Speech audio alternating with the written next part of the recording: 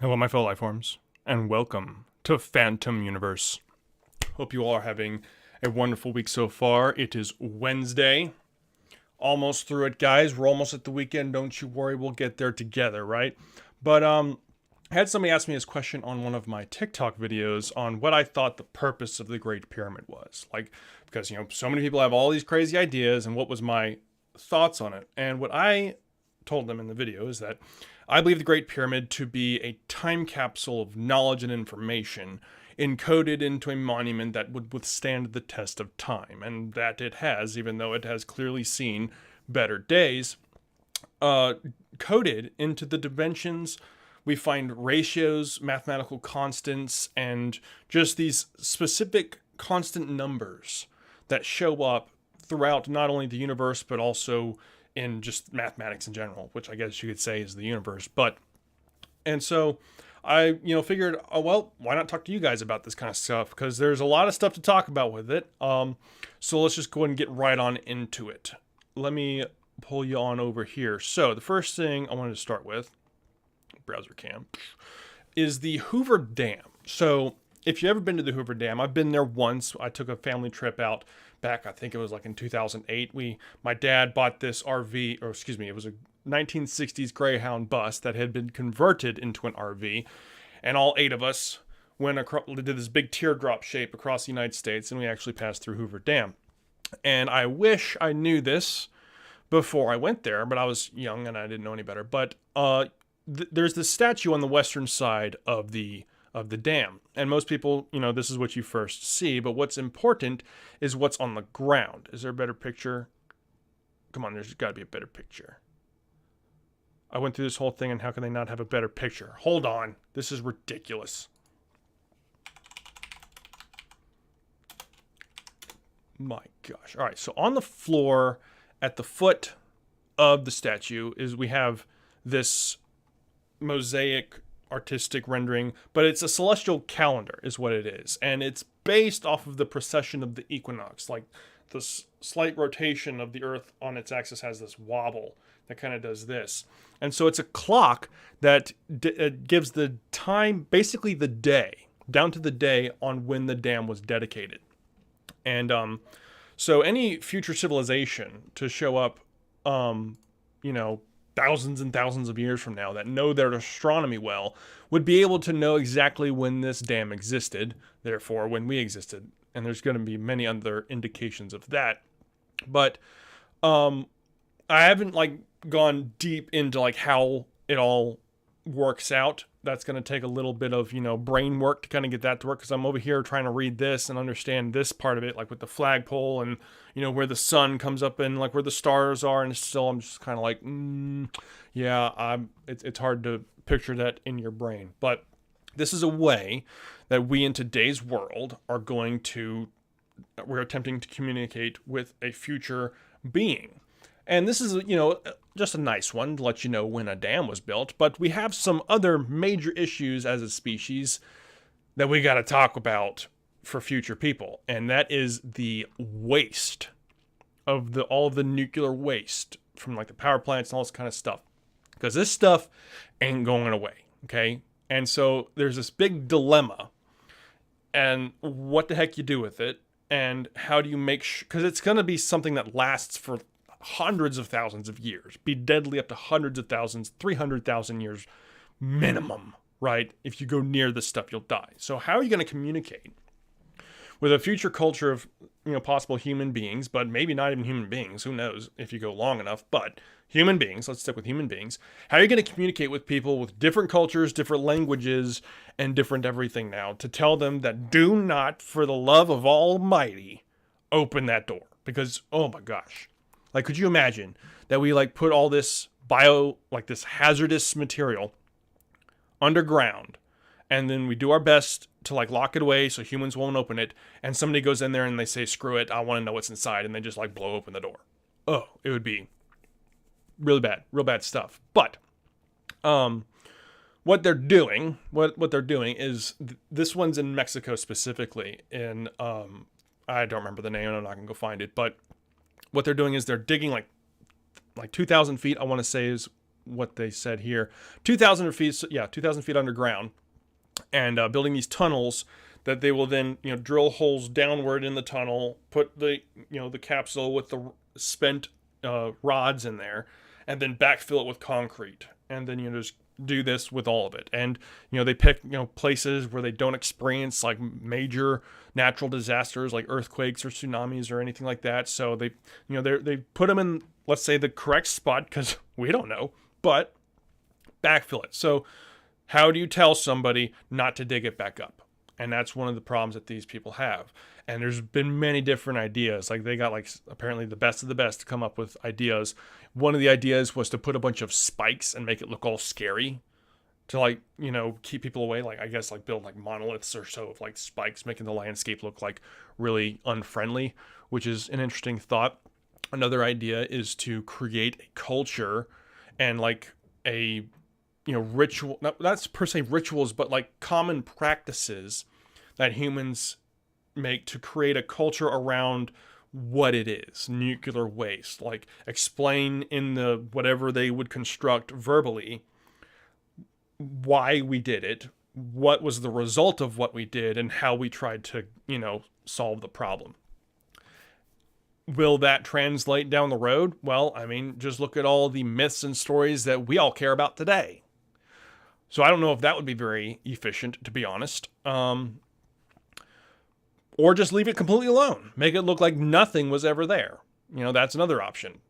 But this is one of those things that we're trying to figure out, and hopefully we will get the correct answer. But we won't be around to know. So we'll see. So then we have the next one. Got to talk about these. The Georgia Guidestones. Now, this is one of those ones where there's just so much crazy information about these things that I just have no idea, okay? A dude basically commissioned this guy who works with granite to build these erect this like modern Stonehenge and carve in with multiple different languages these 10 rules for the future civilization. And the controversy behind it is that it's like, oh, you need to keep like the population under 500 million people. Actually, let's read. It should be right here. Let's read what the rules are. Okay, here we go. The rules on the Georgia Guidestones. Number 1, maintain humanity under 500 million in perpetual balance with nature. Okay. People have taken this one and been like, oh my gosh, they're like whoever milled it, they want to kill people. They want to keep the population down and all. Okay. All right. Calm down. Okay. Number 2, guide reproduction wisely. Okay. That kind of, also sets off alarms with a lot of people apparently. Notice the word wisely there. It's not saying, force reproduction wisely or whatever word you want to put next to forced. It says guide reproduction wisely. It means you should be smart before you have kids. A lot of people are bad at that. Improve fitness and diversity. Okay, we can agree with that, right? Unite humanity. Number 3, unite humanity with a living new language. This one, I don't know how to interpret. What, we're just going to make a new language? I have no idea. Like, what is that? What is that even supposed to mean? Number 4, rule passion, faith, tradition, and all things with tempered reason. Okay. Number 5, protect people and nations with fair laws and just courts. I think we can all agree on that, can we? Okay. But that also means you have to enforce the agreed upon rules. And in today's world, there are no rules for a lot of people. But there are some really, really strict rules for some other people that it's horrible. Horrible stuff going on right now. But I can really hope that we would all agree on that one. Where was I? Number 6, let all nations rule internally, resolving external disputes in a world court. So is that like a world government? I guess you could say so at that point. Yes, that is a world government at that point, which is another one of those big things that people go, oh my gosh, it's the new world order. Calm down, okay? Could be. Don't think so, but could be. Number 7, avoid petty laws and useless officials. Oh, man. I like that one. That's a really good one. Because, man, do we have some laws in the books right now that are just like, what? This is a rule that you send people to jail for? And then all of a sudden you have some people do some things that don't go to jail for it or heck, see any kind of punishment? Man, could I name some names, but I'm not gonna. Number 8, balance personal rights with social duties. Okay. Got to think about that one a little bit. Number 9, prize truth, beauty, love, seek harmony with the infinite. Okay. Number 10, be not a cancer on earth. We're not doing good so far, guys. Leave room for nature. Leave room for nature. They say that twice. So, in other words, this person, whoever commissioned this, okay, I'm speculating because we don't even know the dude's name. He's got an alias. We don't know his real name. And the dude who supposedly built these things refuses to talk. He refuses to say anything. This dude probably smoked a lot of weed, I would probably say. This dude was a total hippie with those few last lines there. But it's not a bad thing, okay? I'm not saying it's a bad thing. I'm just saying.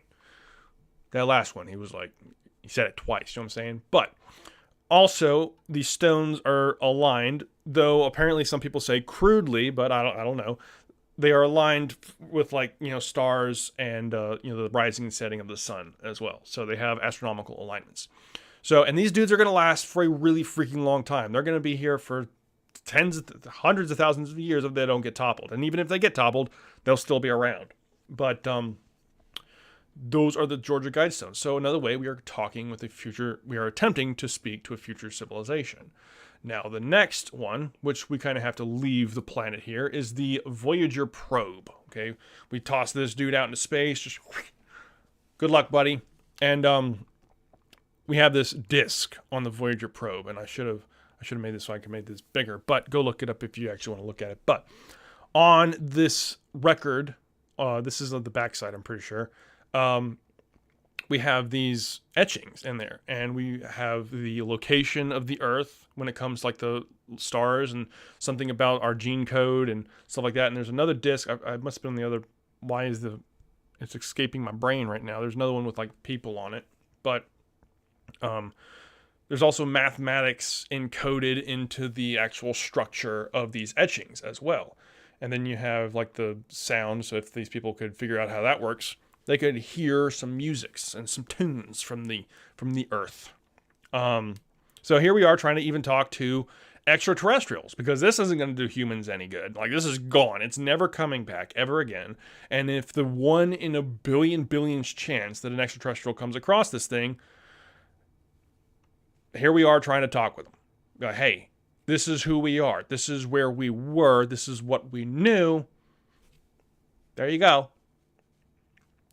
This is what I believe the Great Pyramid to be. It is we were here. This is what we could do. This is what we knew. And yeah, there you go.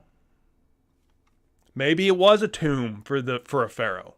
Doesn't mean he couldn't go out with a bang, right? Maybe it was a tomb for Khufu. Maybe Khufu had a lot more going on than what we're led to believe. Maybe it was a tomb. You know, this is a thought that I've been kind of thinking for a while now, because it's like, let's say that their timeline when these structures were built is correct, okay, for, just for reasoning. And Khufu constructed this monument. If that is the case, then the old dynastic Egyptians, the old kingdom Egyptians, knew way more about the earth and mathematics in general than what is currently accepted within academia. Because you don't accidentally, in my opinion, construct a monument with the ratios of the earth and moon built into it in remarkable precision, like unbelievable precision, to be honest. And just an accident. And then you also make it to where this monument is also a scale model of the planet itself. We get the dimensions of the planet in there. There's a whole bunch of fundamental mathematical constants, Brune's constant, pi, phi, the golden ratio, all those are in there. There's like 20 or so of them. But it's just, according to the academic world, it's just one old big old accident. Oh, you can scale any structure and find ratios within it. It's like, okay, the Great Pyramid isn't just any freaking structure. Okay, like, that was clearly intended to be significant for a very long, long period of time. Is it really meant to be just a tomb? I absolutely don't believe so. Like, there's way more going on the whole Giza Plateau and Egypt in general that I don't think we either know or it's being kept from us. I just don't realize my little dude is kind of cutting off my head a little bit there. Let me pull that up a little bit. So those are my thoughts on that. I could probably see here. Okay, here's one of the things. I really, really need to get another freaking webcam because there's so much more stuff I could do on this table that I think you guys would like. It'd be interesting. It's just I don't have that set up right now, and I really want to do that because I love doing stuff with my hands and drawing, and it's just super fun. And it'd be super cool if I could have it just like right here, so I could just like go back and forth with you guys. You know what I mean? But hey, one day that'll definitely happen. But I figured I'd come on in the comment section, see what you guys are talking about. Let me preface this now. We're going to do this every time. So if you hear every now and then, just know that if you want to ask me a question directly, put question at the beginning and then ask your question in the comments. That way I can hone in directly in there and really quickly try to punch those out because those are what you guys mainly want to talk about in here.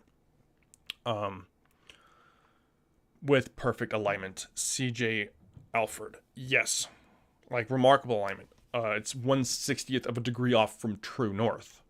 And no modern building today is that close, as far as I'm aware. Who knows? I could be wrong, but I'm pretty sure I read that, the closest, the next closest building I think is in, I want to say it was in Europe somewhere. Could have been Paris. I forget where, but it's like way off compared to the Great Pyramid. But, excuse me. It has healing properties. I don't know about that. I have heard those claims, but as far as I'm aware, those are claims. Like there needs to be an actual study of like somebody sick going into them and then coming out better for, really that to be at all creditable.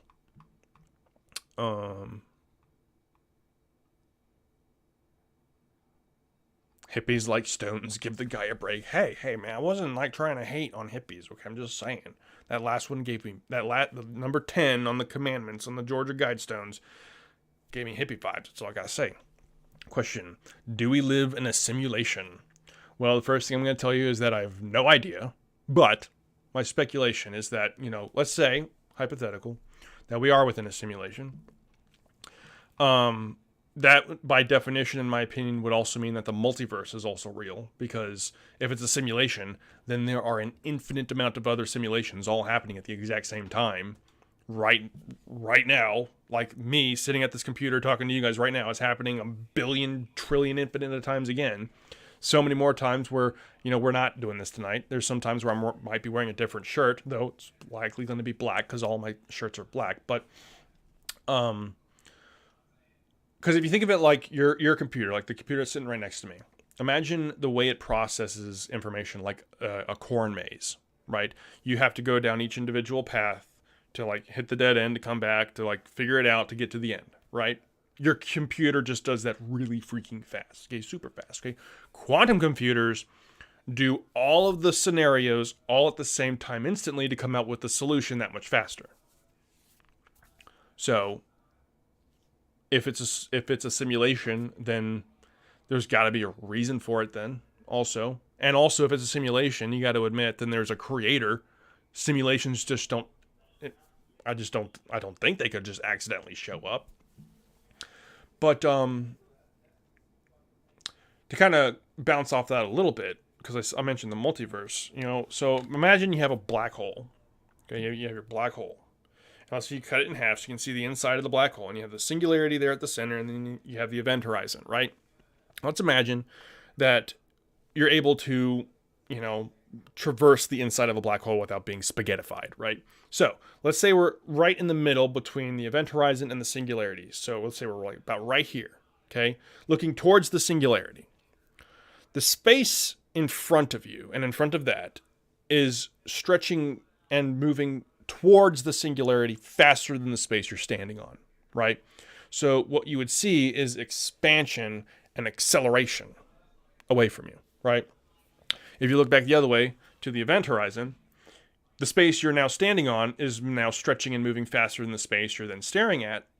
So again, what do you see but expansion and acceleration away from you? And I'm, likely that would happen in all directions. I'm not a, theoretical physicist. I don't know. But could it not be that given the expansion and the acceleration of our universe, that this universe that we exist in today is itself birthed from a supernova within inside of another universe, giving birth to our reality? And every black hole within our universe and supernovas that go off, when a black hole is created, are themselves big bangs. And all the black holes are just other universes. Therefore, the multiverse is real and it is infinite. I don't know. Just a thought. Let me come back down here.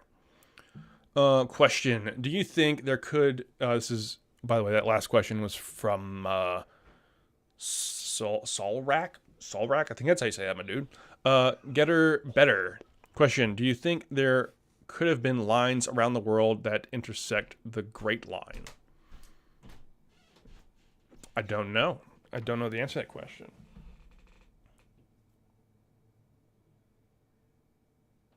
I mean, the sites themselves would create these lines. Like, you have Giza, and then you have Nazca, and that would create an angle from the pole, right? Were there lines wrapping the planet? No, likely not. I wouldn't say that. But I don't know. I don't know the answer to that question. That's a good thing to try to maybe get in there and try to figure out. Now, what would be super interesting is that if the angles that separate each site from the pole of that line also have, like, for an example, 30 degrees isn't an arbitrary number. We find it within sacred geometry when using a compass and a square. You get all these angles and degrees and stuff that are constant, that keep showing up as you create these patterns. And it would be interesting if those angles from the pole on where those sites are just so happen to correlate. I don't know if they do. I haven't tried that yet, but it would be interesting to find out. I don't have the tools required to be able to get probably the level of precision I would need to know, to be honest. Come over here. Brian Gamma. Question. Do you think Khufu really built the Great Pyramids? I don't believe so.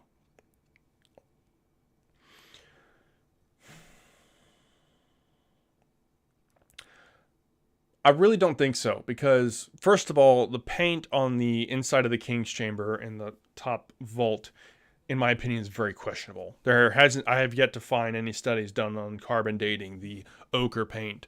And if it dates to not the time of Khufu, then that's a major problem with who built the structure. Does it mean that it was still built at the same time period? Maybe. I mean, maybe.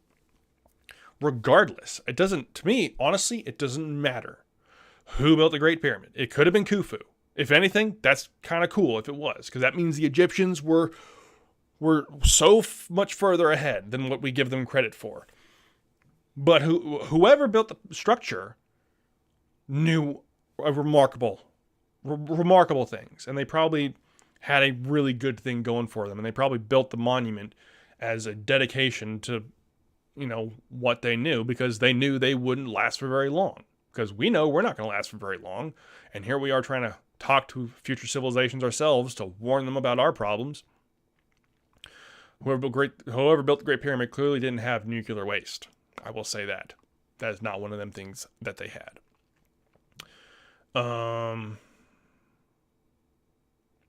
Stormwood. Hey, Phantom in chat. What's up? What's going on, dude? 1L-12. Question. Do you think the pyramids have been fully explored and all areas found within them? There has been like ground penetrating radar. There's another term for it, I forget, but they've like looked into the Great Pyramid using, technology, we'll call it, And they have found supposed voids within the structure. There's a void above the entrance and a void above the Grand Gallery about the length of the Statue of Liberty, if the measurements are correct. Not with her arm holding up. Like, imagine if it cut off on her head and her feet. That's how big the void is above the Grand Gallery, which kind of puts into perspective, by the way, the size of that freaking monument. But anyway. Here's the thing. Whoever built the Great Pyramid, as they were building the structure, they could have made rooms and chambers that were completely inaccessible. You just don't build a hallway to it. You build your stack of stones, and then you fill it in. Well, not fill it in, but like build around it. Like build a room with no hallway that goes to it. So the inside of the structure could technically be like Swiss cheese. And you and I don't know about it. Maybe somebody knows about it. But I would definitely say that there's more to the Great Pyramid that we have yet to discover. Absolutely. There's things about the Great Pyramid that people don't want to accept in my book, and it's kind of glaring when you actually get in there and like look at it. Be like, why is nobody actually taking this seriously? They're not taking it seriously because they have this view, and their view is the correct view, and until they are absolutely 100% convinced that they're wrong or proven wrong, they'll budge. And that's what it is. They work in a world of, if you can put it in my hands, I'll believe you. And I think it's major blinders because they don't actually know. They only know what they know at that point. And if you can't question what you think you know, then there's a major problem. Oh, my chat just jumped. No. Why? Hold on.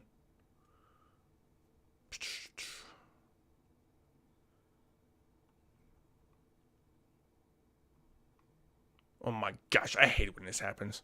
When the chat jumps, it's like, All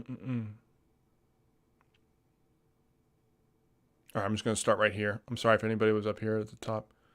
Oh, wait, no. Yeah, this is where I was. Okay. Loop City Slums. Question.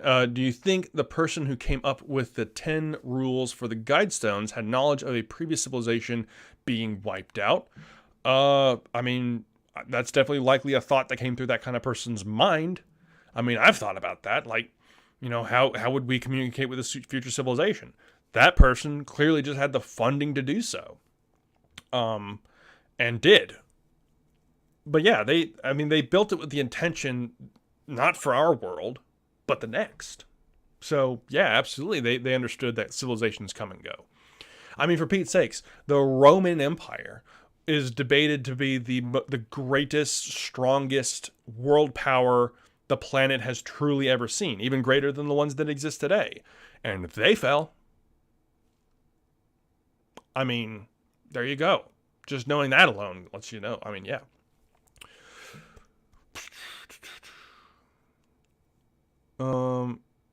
Benjamin Hyde. Question. Are you aware of the Electric Universe? David Talbot Wall Thornhill. I have heard of it. I have not looked deep into it, to be honest. It's just one of those ones I haven't dove into yet, I guess you could say. But I guess it's probably should be one that I do, because people have asked me that question so many times, and I'm just like, I'm sorry, I don't know. Phantom, can you touch on these knights? What do you mean, knights? Phantom, can you touch on these knights on the ice shelves at night? God 333 just was talking about yesterday. Oh, I don't know who this God 33 person is. Hold on. Let me look him up for you. Is he on YouTube? Is that what we're talking about? Night God 333. What scientists really discovered? Oh, this guy. Yeah, I follow him on TikTok. He is one of those guys where I feel like he's okay. Now, this is no offense to Night God. Okay, totally understand but he's just trying to put out as much content as possible in my book is what he's trying to do. But I don't know specifically of the video you are talking about. And for anybody, let me come over here. This is who we're talking about. Night God 333.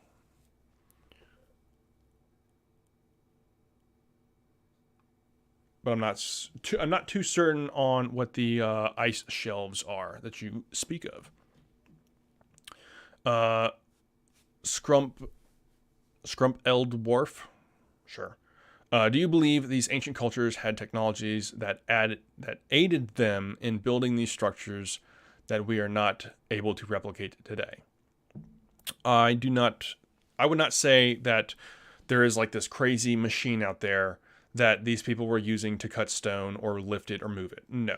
Lifting and moving stone is not honestly that difficult. Put enough muscle behind it and it'll move. Even the 1,200 ton stones of Baalbek that can be moved by humans. I believe that now. It's not so much that they had like crazy technology, but an understanding of physics and basic physics is basically what it comes to, that people today are just completely unaware of, because you don't have to move a big rock in today's world, right? So it's more so probably just like the skill and what's the word I'm looking for? It's like on the tip of my tongue.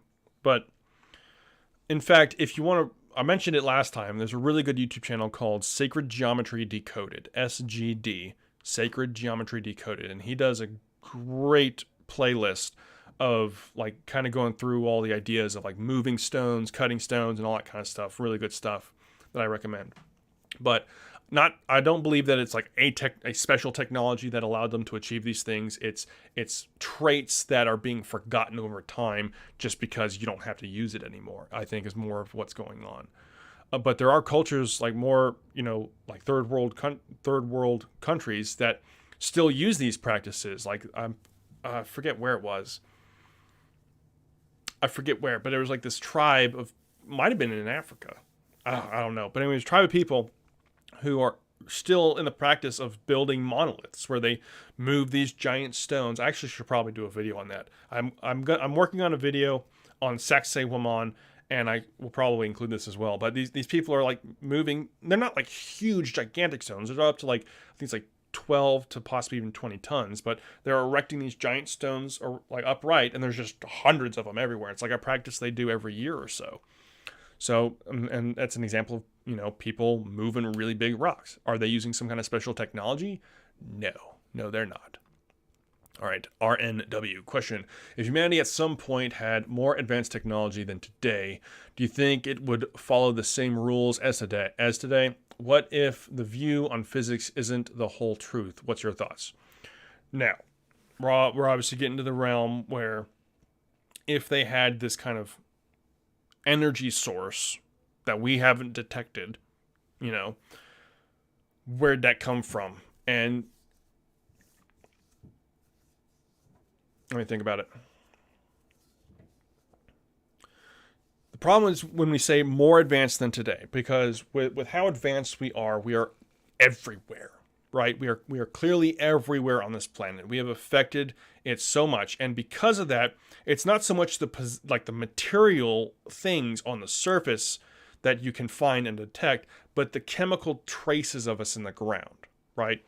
And so far, all excavations and core samples into not only Earth but also glacial ice doesn't come up with any chemical traces of a civilization emitting carbon and other chemicals into the atmosphere that then settles to the ground and leaves a line letting you know when it happened and when it was there.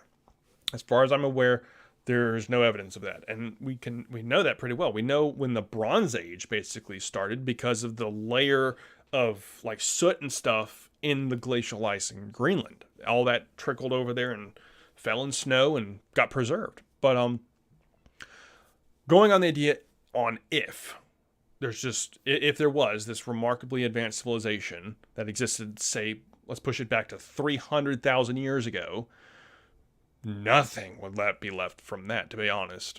How much of the chemical trace would still be detectable from like the whole surface of the Earth being shuffled every now and then? Would it follow the same rules? I can't imagine it would.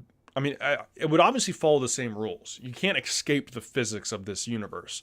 Would it follow the same like appearance and function? No, absolutely not. Like, for an example, let's say that somebody in the ancient world discovered electricity. Like, let's say the supposed Baghdad battery, right? These people, you know, created electricity, but that doesn't mean they knew anything about its properties or what it was. It did this thing, and they maybe found a reason to use it, right? Let's hypothetically think of like a civilization that somehow found a completely the perfect energy source. Like they had, they were able to tap into the zero frequency of the earth and like create electricity. Why would be my point? Because like, what are you going to do with it? Unless you have like you'd have to have a device that could. I just don't know. When we go into that world of super advanced, more advanced than we are today, we run into major problems. And I've never been like really of the opinion that it was like more advanced, that the previous civilization was more advanced than we are today, because I believe we would find more if that was the case.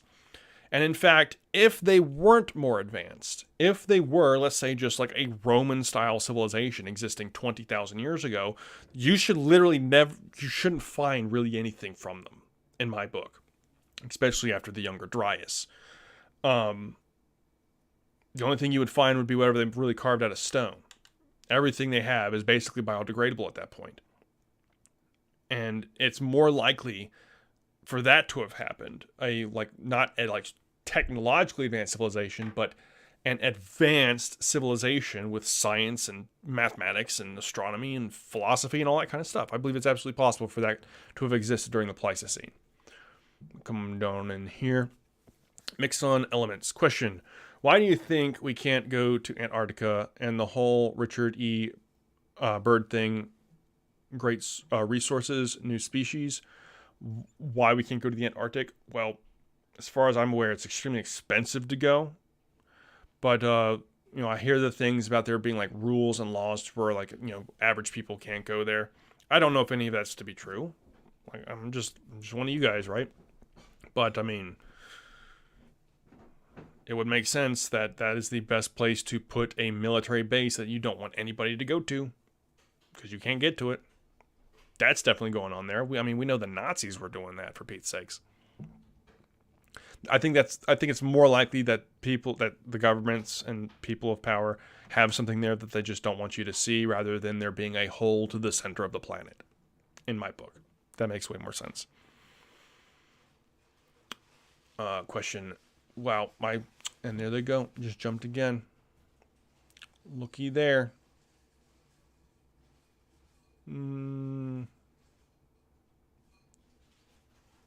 Oh, Solrak, do you like Randall Carlson? I love Randall Carlson. Man, I have been slacking lately, but there was a point in time where I had watched all of his content completely and I was just watching reruns at that point until he finally created Cosmographia.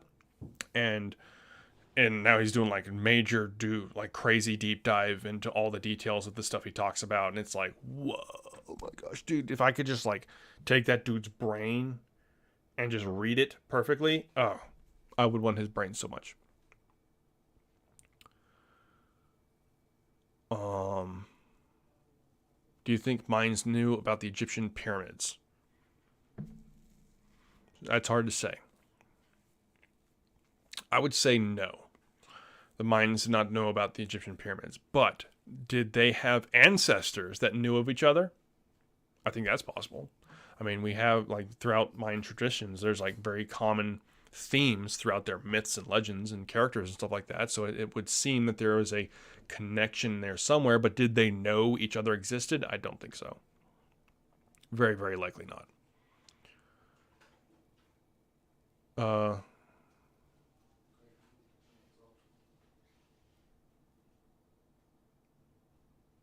right, there we go. Found you.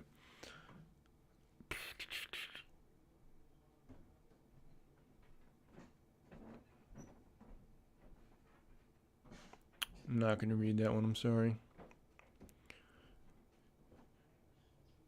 All right. Madarda Uchi. I'm sorry, I don't know how you say that.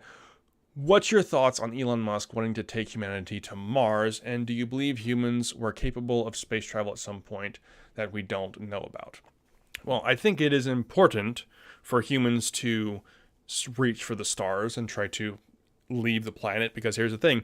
This planet is a ticking time bomb. At any point, it could just pop and it's all over. And then the reset happens, and then whatever life comes out the other end, right? It's going to happen. It's inevitable. There's no avoiding it at all. So it is important, I believe, to go to space. Now, the problem with going to Mars is, are you going to be on that? Are you going to be on that boat? I mean, sure, it'd be an adventure, but you're possibly ending your life way sooner than you would if you were to stay here. A lot of people are willing to do that. Clearly, and wasn't there like a thing like where they were selling tickets or something, and it was just a flood of people were like, "Yeah, I want to go to Mars." And I'm like, honestly, you're probably more likely, in my opinion, to die on the way there, because it's going to be the first time of really doing anything like that. People die, right? People died trying to go to space before, so people are going to die again, and it's a matter of, do you want to take that risk? And there's a lot of people that do, but we're human beings capable of space travel at some point in the past. In my opinion now, I'd probably say humans, no. Are there other beings like that are capable of doing so? I believe yes. Who's to say that we are not some crazy, just extraterrestrial experiment, and we were seeded here, and that's where all these myths of like gods creating human beings came from? Okay, hypothetical situation. So let's imagine that humanity is seeded by these beings, and they leave, and they come back periodically every now and then. I mean, it's the whole concept of ancient aliens, right? Is that, extraterrestrials put us down here. If that's the case, then probably there were a few humans that, went to the stars with these beings. But did humans create the technology themselves to get to the stars before the past century? I would say it's likely not. I'm open to it. I'm completely open to if that's the case. But as of right now, there's no evidence to suggest that they were. In my book, there's the evidence is there to suggest that they at least knew of the Earth, its dimensions, its proportions to the moon. Okay, so here's the other thing. Knowing the dimensions of the moon kind of blows my mind, because it's like, how do you calculate that? Like, if you can only stand here and just using basic measuring tools, how do you determine the polar diameter of the moon so accurately? I don't know. I have no idea. But I would love to know. I would absolutely love to know. It'd be cool. And I would tell you guys immediately if I found out. And then all of a sudden I would get the slew of hate from like crazy people on TikTok being like, "Oh my gosh, this guy has no idea what he's talking about." I'm like, yeah, you're right. I probably don't know what I'm talking about. You're right. Who knows, right? Alex Barbosa, question. We live in a similar place to the Matrix.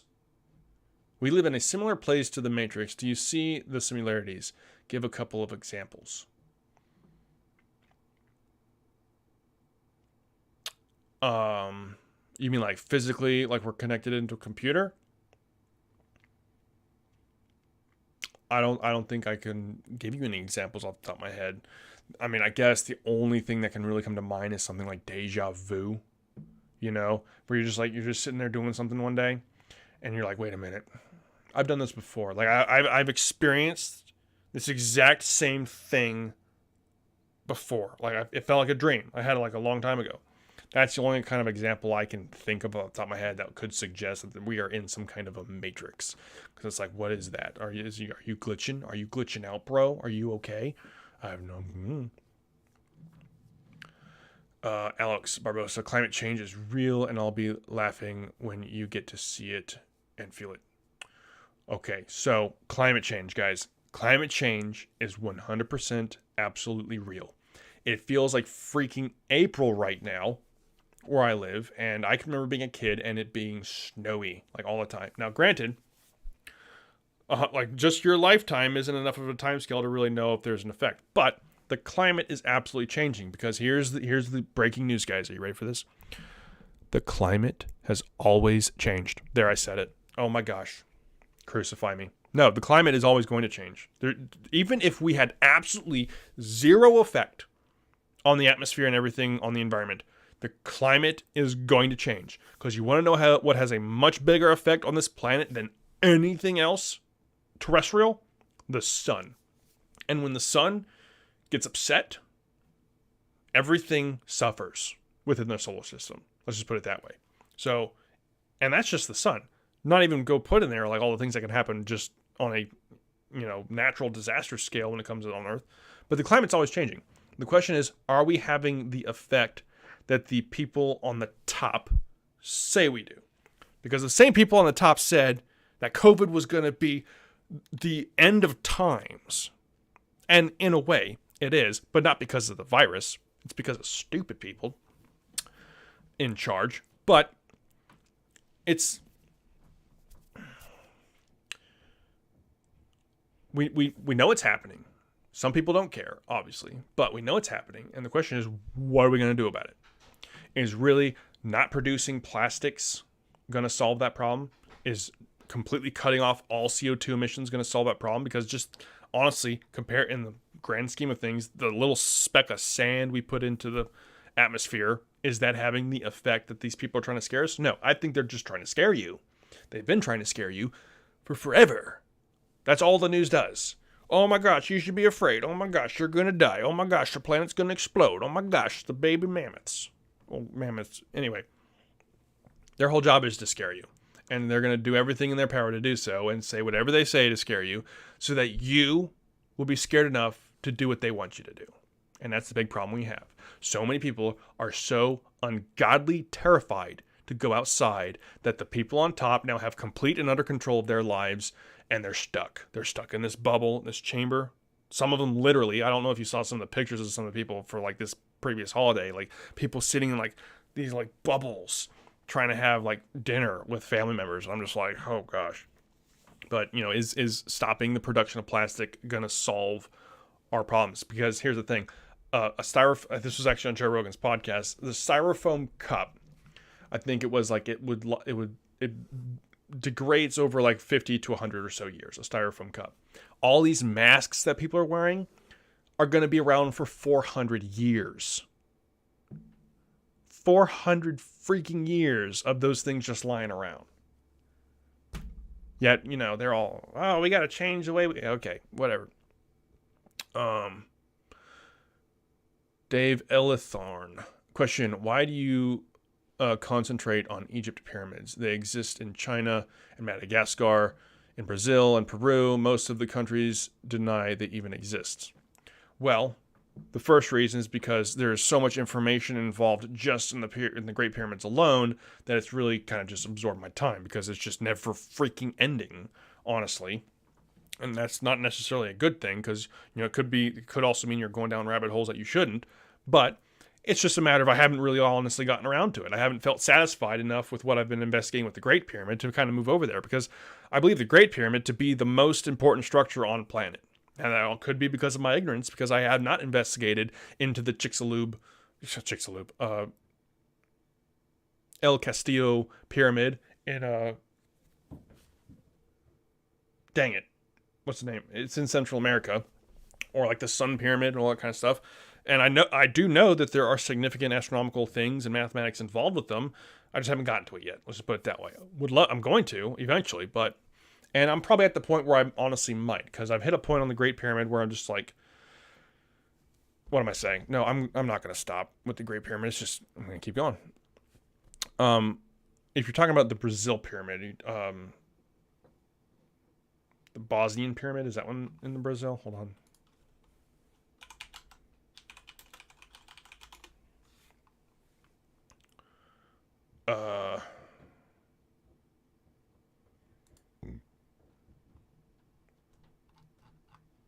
I'm thinking of the wrong one. But, I mean, yeah, it's just a matter I haven't honestly gotten around to it. And I've got plenty of time to do so.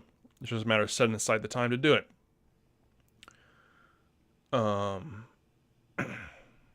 I'm skeptical on whether or not the Bosnian pyramid is an actual pyramid.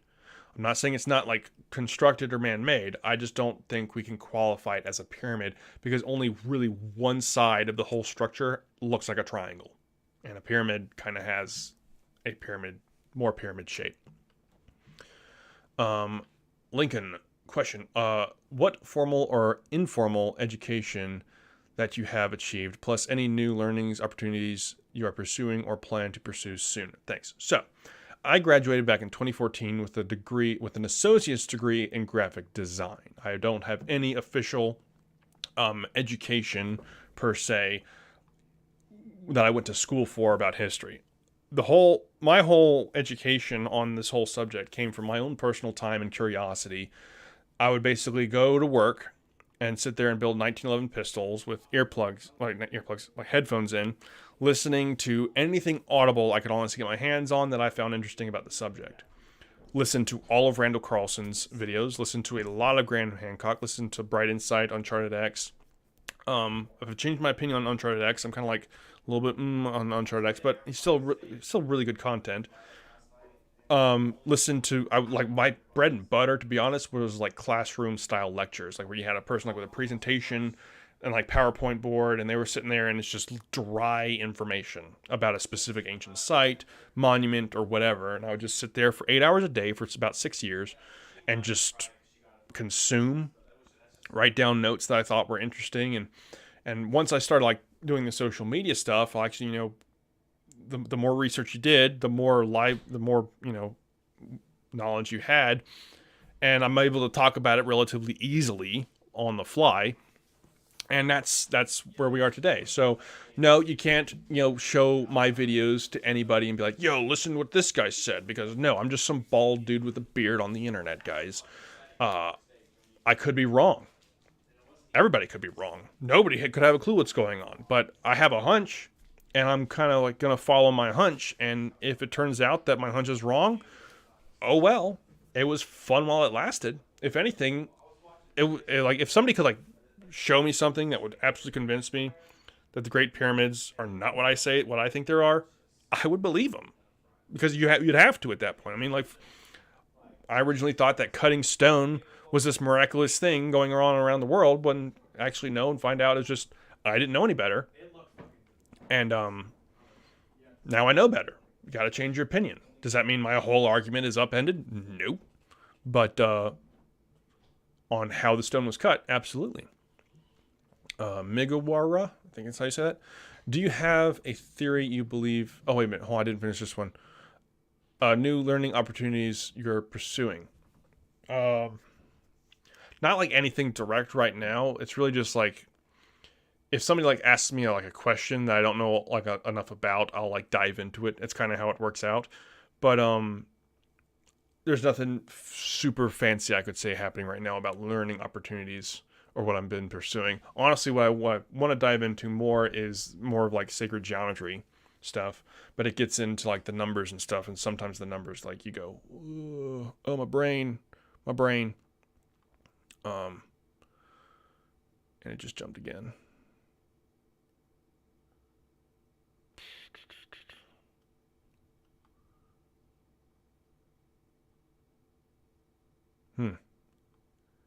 It's amazing how many like comments it just dumps at one time.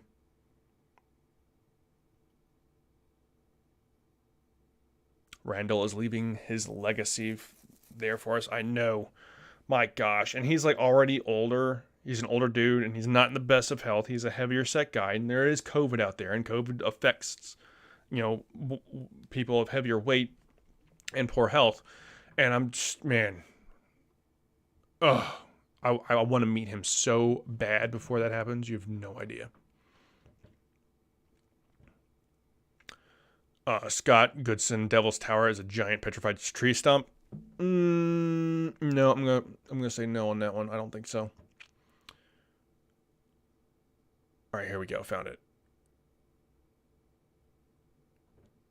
Do you have? This is from Migawara. Do you have a theory? You believe the whole heartedly on how the Great Pyramids were built? Not necessarily. No. Like, no, I don't have like a way that I'm like set for, like, this must be how they did it, because I have no idea. But I'm definitely open to all ideas, And one of the stupidest ideas that drives me absolutely crazy is this whole water elevator idea. You've probably seen it before, but like people construct this like thing where they had like this chamber that went up the side of the pyramid with like doors, and it's full of water, and they strap a bunch of bloated bladders to the stones to make them float and lift up in the water. And I'm just sitting here like, wow, no, this is a bad one. Real bad one. How do you make sure that your whole contraption doesn't just burst from the water pressure? Because like, what do you do then? You have 20 years to build this thing, according to academia. No, I don't think that was the case at all. I also don't think that most of it is made out of geopolymer. It is quarried. Most of it is quarried stone. The geopolymer stones could possibly be the last stones at the very top, the smallest ones, but not the majority of the structure. We find fossils, marine fossils, in the limestone that would not survive the casting process of block making. And also, all of the stones are like not all the same size. Like they're different sizes and dimensions, and like if you were using a cast, they should almost all be basically identical.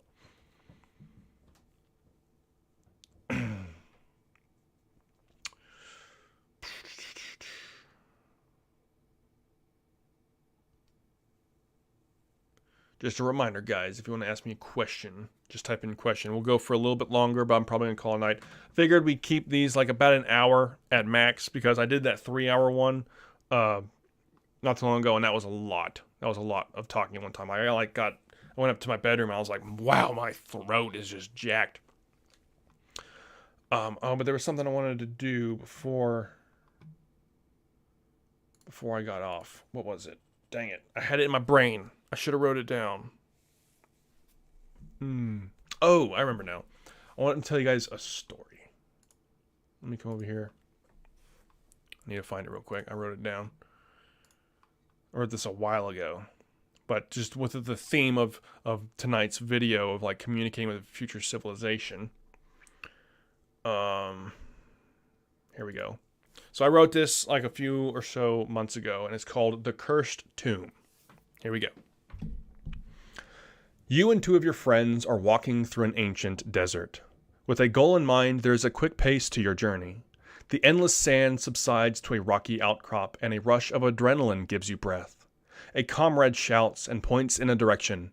Your eyes turn to see the dark opening to a cave. Entering the carved doorway, a message has been written into its wall.